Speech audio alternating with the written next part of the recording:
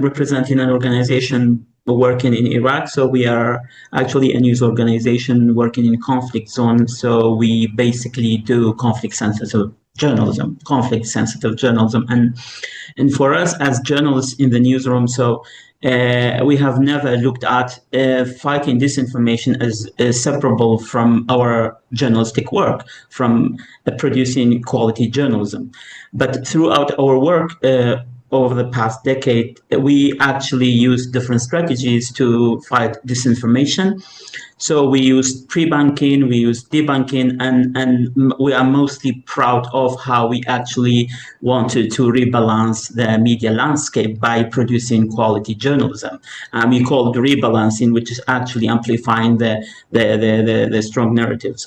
So for us, this has been like a life circle of the organization. So for us, like for instance, like prebunking is so important for us because we live in conflict, and then the conflict goes on, and then actually debunking is also important because it's like Iraq is one of the very volatile environments for disinformation, misinformation, malinformation, propaganda, poor journalism. So we are fighting. So we are dealing with a lot of challenges at the same time. One of them is actually the media landscape is very volatile, and then most of the media and news organizations are actually controlled by politicians in the country. And then so what we see is most of what the content which is produced in Iraq actually is, whether it's misinformation, disinformation, or at the best scenario is poor journalism. And this is for us, for the independent public interest news organizations, this is a heavy work. So this is one of the priorities has been work. But as an organization, we have always focused, because we are very focused on covering conflict and also focusing on women, minorities, IDPs, and refugees. So this has been much more difficult than doing journalism in a very stable and security environment, because the groups we actually covering, they're always under pressure, like the minorities, Christians, Yazidis, and other groups. Actually, they have been facing a lot of physical violence, at the same time a lot of misinformation, disinformation online.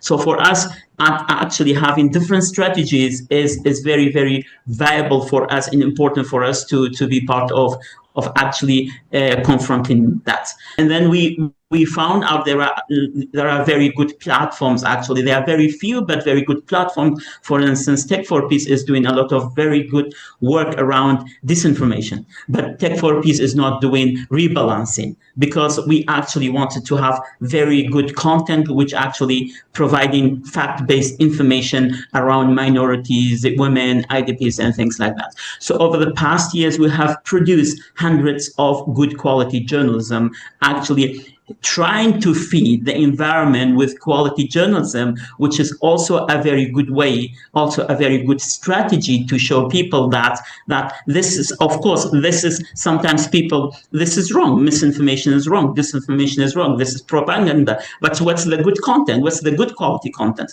So this is actually gives us the concept how independent public interest journalism is good at this stage.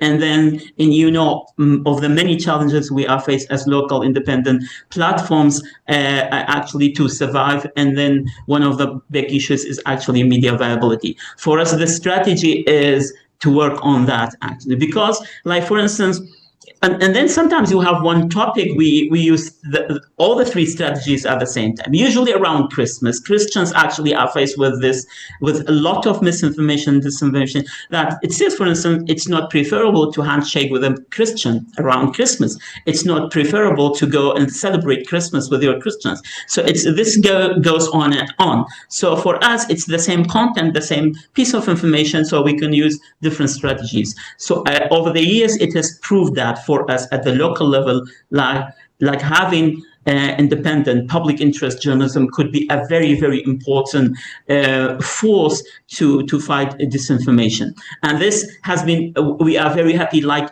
in the academia, also at the international level, also at the local level, this has been recognized. So, and this is actually the way it's part of the newsroom for us, and it's one of the daily work for an organized news organizations that works in ground, that works in conflict.